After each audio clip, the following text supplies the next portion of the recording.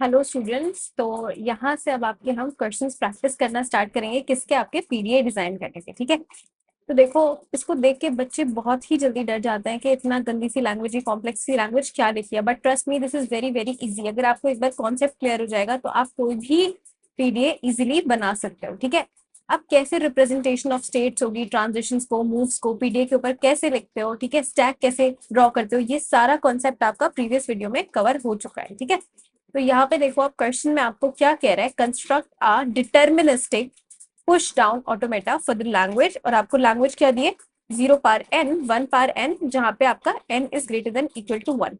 तो अब हम इसके लिए पुश डाउन ऑटोमेटा क्यों बना रहे हैं, यहाँ पे देखो क्या हो रहा है। इसका मतलब क्या है, 0 पार n और 1 पार n। ठीक है, ये लैंग्वेज है ना आपकी।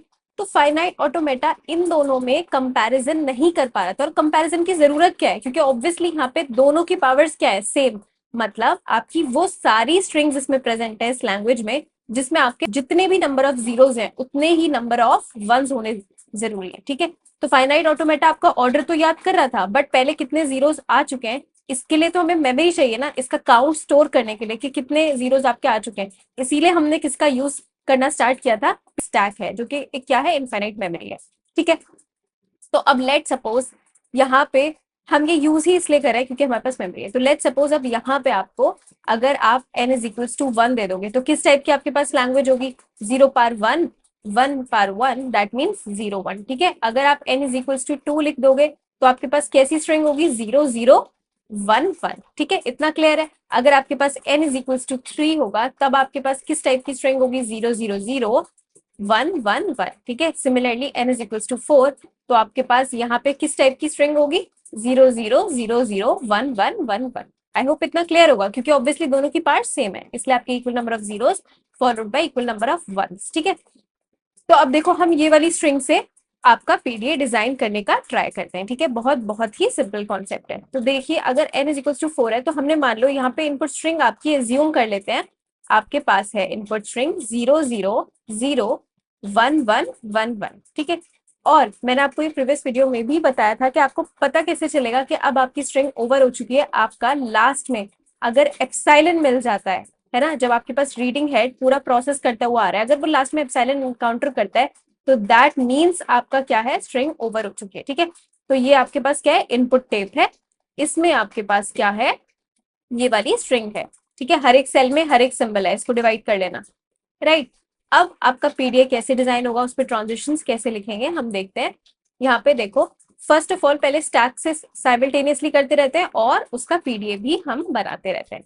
ठीक है, तो अब देखो इसका लॉजिक क्या है, सिंपल। आपको याद करने के लिए हमने मेमोरी क्या यूज करें, स्टैक मेमोरी यूज करें। तो आप क्या करोगे, जैसे ही सबसे पहले आपका रीडिंग हेड फर्स्ट सिंबल आपका रीड करेगा, दैट इज 0। ठीक है, तो 0 रीड करने के बाद ये क्या करेगा, आपके पास जो यहाँ पे स्टैक है, स्टैक में एक चीज याद रखनी है कि बाय डिफॉल्ट आपका अभी कुछ भी नहीं हुआ है, कोई भी प्रोसेसिंग नहीं हुई है। बाय डिफॉल्ट आपके स्टैक में क्या प्रेजेंट होता है, ये हम बहुत बार डिस्कस कर चुके हैं, आपके स्टैक में Z0 प्रेजेंट होगा। ठीक है, अब जैसे रीडिंग हेड ने देखा कि हमारे पास 0 आया है, तो ये यहाँ पे क्या करेगा, स्टैक में आपके 0 को पुश कर देगा। राइट, अब इसको पीडीए के ऊपर कैसे लिखोगे, तो सपोज करो हम लेते हैं यहाँ पे आपकी इनिशियल स्टेट है Q0। ठीक है, Q0 से स्टार्ट किया, इनपुट में इसने क्या देखा, 0 रीड किया, टॉप ऑफ द स्टैक में क्या है, चलो इसको पहले रिमूव करते हैं। अभी आपके पास इनिशियली आपके पास क्या है, Z0 है टॉप ऑफ द स्टैक में। ठीक है, अभी हमने कोई प्रोसेसिंग नहीं किया है, तो यहाँ पे आप कैसे लिखोगे, मैं आपको स्टार्टिंग से बताना चाहती हूँ, इसलिए मैंने ये वाला रिमूव कर दिया। ठीक है, टॉप ऑफ द स्टैक में इनिशियली ये है और ये आपके पास क्या है, इनपुट टेप है। अब आप यहाँ पे लिखना कैसे स्टार्ट करोगे ट्रांजिशंस को, ये ध्यान से देखना, आगे वाले आने क्वेश्चंस में आपको प्रॉब्लम नहीं होगी। ठीक है, आपने इनपुट रीड किया 0, तो यहाँ हम क्या लिखते हैं, सबसे पहले जो आपने इनपुट रीड किया। ठीक है, उसके बाद कॉमा, जो भी आपने स्टैक में टॉप ऑफ द स्टैक में प्रेजेंट है करेंटली बिफोर द ट्रांजिशन, यहाँ पे आप वो लिखोगे। तो ये क्या कह रहा है, अगर 0 है हमारा इनपुट टेप में और Z0 है आपका टॉप ऑफ द स्टैक में, तो आपको क्या ऑपरेशन परफॉर्म करना है, आपको पुश ऑपरेशन परफॉर्म करना है ना, ये वाले 0 को आप स्टैक में डाल दोगे। और आपको पता है हमने अभी प्रीवियस वीडियो में सारे रिप्रेजेंटेशन पढ़े थे कि पुश पॉप और आपका स्किप कैसे लिखते हैं। तो यहाँ पे आप आफ्टर स्लैश वो लिखोगे जो कि आपका आफ्टर ट्रांजिशन स्टेट होगी, ठीक है। तो यहाँ पे अब क्या होगा, जो भी आपकी आफ्टर ट्रांजिशन होगा, तो यहाँ पे अब आपको क्या ऑपरेशन परफॉर्म किया, आपने पुश ऑपरेशन परफॉर्म किया। तो पुश के लिए हम क्या लिखेंगे, अब आपका आफ्टर ट्रांजिशन स्टैक में जो भी सिंबल्स प्रेजेंट होंगे यहाँ पे वो लिखे जाएंगे, ठीक है। तो अब क्या है हमारे पास, स्टैक में है 0 Z0, ठीक है। अब ये ट्रांजिशन के बाद, इस मूव के बाद हम कहाँ चले गए, हम स्टेट Q1 पे चले गए, ठीक है। अब देखो यहाँ पे 0 के पास बाद आपके पास एक और 0 आया, तो हमें क्या करना है, 0 रीड किया इनपुट में, और आपका टॉप ऑफ द स्टैक में क्या है, 0 है ना। तो उसको भी हमें क्या करना है, पुश करना है। ऐसे अब यहाँ तो मैंने 4 जीरोज लिखे हैं, आपकी n इज इक्वल टू 100 भी तो हो सकता है ना। तो आपके पास 100 जीरोज होंगे यहाँ पे, है ना। अगर n इज इक्वल टू 100 है, तो आप क्या बार बार ये सारी 100 स्टेज बनाओगे, नहीं। तब आपको इसके लिए क्या करना पड़ेगा, आपको सेल्फ लूप लगाना पड़ेगा, क्योंकि यहाँ तो हमने n is equal to 4 assume किया है ना। हो सकता है आपको क्वेश्चन में n इज इक्वल टू 100 दिया है, तो बार बार आप पूरा इतने सारे स्टेज बनाने तो नहीं बैठोगे ना। तो इसलिए हम सेल्फ लूप का यही पर्पस है। तो हम यहाँ क्या करेंगे, सिंपल सेल्फ लूप लगा देंगे कि अब कितने भी जीरोज आए, अब उन सबको हमें किस में पुश करना है, स्टैक में पुश करना है। तो यहाँ पे ट्रांजिशन कैसे लिखते हो आपको पता है, अभी हमने ये वाला लिखा, इनपुट में आपने रीड किया 0, तो दैट मीन 0 कॉमा आपके अब टॉप ऑफ द स्टैक में क्या होगा, अब Z0 नहीं है, Z0 के ऊपर तो एक और सिंबल आ चुका है ना, अभी ये वाला क्या 0 आ चुका है ऑलरेडी। तो अब यहाँ पे क्या लिखोगे, 0, ठीक है।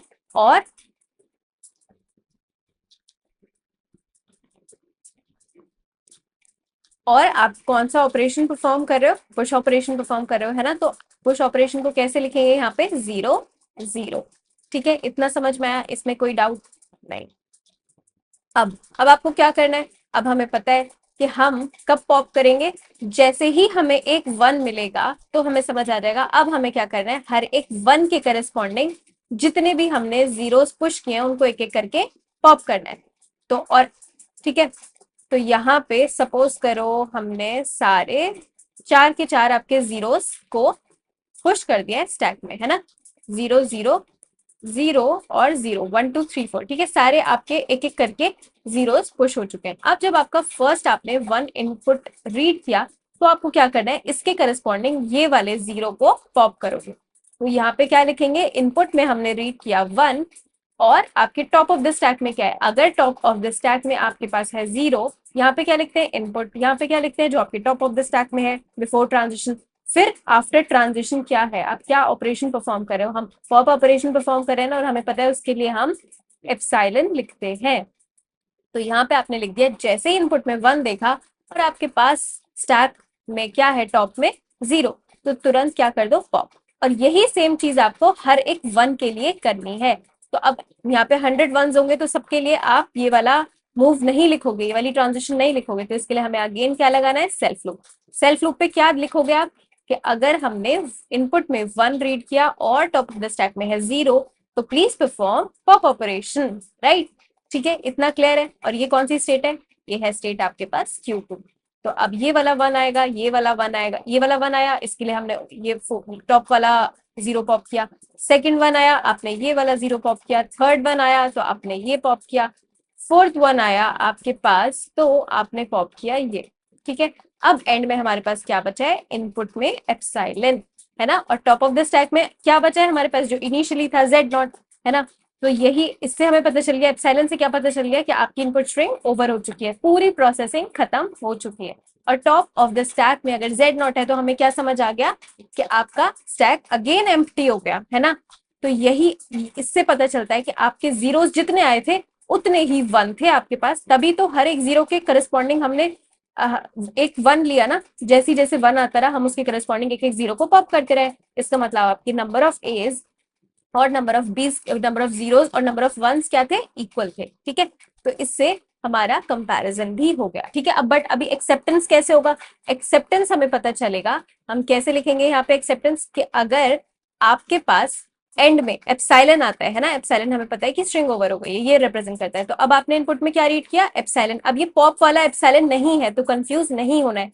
ये कौन सा एप्सिलॉन है? जो आपका एंड ऑफ द स्ट्रिंग में प्रेजेंट होता है ना, ये वो वाला एप्सिलॉन है। और टॉप ऑफ द स्टैक में क्या है? क्योंकि स्टैक एम्प्टी हो चुका है, तो जैसे ये दोनों देखोगे कि इनपुट में एप्सिलॉन है और टॉप ऑफ द स्टैक में जेड नॉट है, तो आप कहोगे कि अब हमारा पूरा कंप्यूटेशन, जो भी प्रोसेसिंग थी स्ट्रिंग की, कंपैरिजन था, वो ओवर हो चुका है। तो अब आप क्या करोगे? यहाँ पे इसको जेड नॉट को एज इट इज छोड़ दोगे, ठीक है। तो that is, this is your skip operation, है ना, this is your skip operation, कि जो भी आपने टॉप ऑफ द स्टैक में देखा उसको एज इट इज लिख दिया, है ना। और फिर हम इसको क्या करेंगे? फाइनल स्टेट पे पहुंचा देंगे।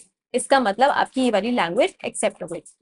लेकिन देखो, ये जो एक्सेप्टेंस बाय पीडीए भी आपका दो टाइप्स का होता है, ठीक है। ये वाला क्या होगा? एक्सेप्टेंस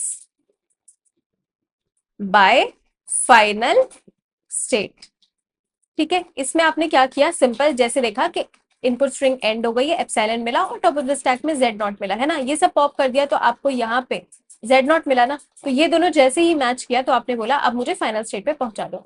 बट दूसरे टाइप का आपका एक्सेप्टेंस क्या है? एक होता है आपका एक्सेप्टेंस बाय एम्प्टी स्टैक। उसका क्या मतलब है? दोनों सेम ही चीजें, एक्सेप्ट आपको यही वाली लैंग्वेज करानी है, बट वो एक रिप्रेजेंट करने का दूसरा तरीका है आपका, ठीक है। तो आप दूसरा तरीका क्या है? आप यहाँ पे देखो, ये वाला पूरा पार्ट सेम रहेगा, आप बस इसकी जगह क्या कर दोगे? यहाँ पे आप लिखोगे कि अगर मुझे एप्सिलॉन मिलता है इनपुट में और टॉप ऑफ द स्टैक में जेड नॉट है, तो सिंपल ये कह रहा है एम्प्टी स्टैक आपसे, एक्सेप्टेंस बाय एम्प्टी स्टैक, आपको नाम से ही समझ आ रहा होगा। एम्प्टी स्टैक मतलब ये कह रहा है जेड नॉट जो है ना एंड में हमारे पास, जो कि स्टैक में होता है बाय डिफॉल्ट, उसको भी अब पॉप कर दो, ठीक है। ये बस इतना कह रहा है। तो यहाँ पे पॉप करने के लिए हमें पता है क्या लिखते हैं? एप्सिलॉन लिखते हैं, ठीक है। और ये फाइनल स्टेट नहीं है, अब आप इसको लिख दोगे Q3। तो अगर आप ये वाला पार्ट ना लिख के ऐसे एक्सेप्टेंस कराते हो लैंग्वेज का, तो this is called acceptance bye empty stack, ठीक है। इतना समझ आया? ये दोनों नहीं लिखोगे आप, यहाँ स्पेस नहीं है इसलिए मैंने दोनों साथ में लिखे। या तो आप इतना पार्ट लिखोगे, आपकी चॉइस है। अगर हाँ क्वेश्चन में मेंशन्ड है कि एक्सेप्टेंस बाय फाइनल स्टेट दिखाना है, तब तो आप ऐसे लिखो। अगर आपको लिखा है कि एक्सेप्टेंस बाय एम्प्टी स्टैक बताना है, तो आप ये वाला पार्ट लिखोगे, ठीक है। बट यूजुअली हम यही वाला एक्सेप्टेंस बाय फाइनल स्टेट ही आगे यूज करेंगे, ठीक है। तो आपका ये फर्स्ट क्वेश्चन था क्या? पीडीए का। आई होप आपको समझ आएगा। अभी हम और धीरे धीरे और क्वेश्चन प्रैक्टिस करेंगे, ठीक है। तो आपको क्लैरिटी डेवलप होगी। Thank you.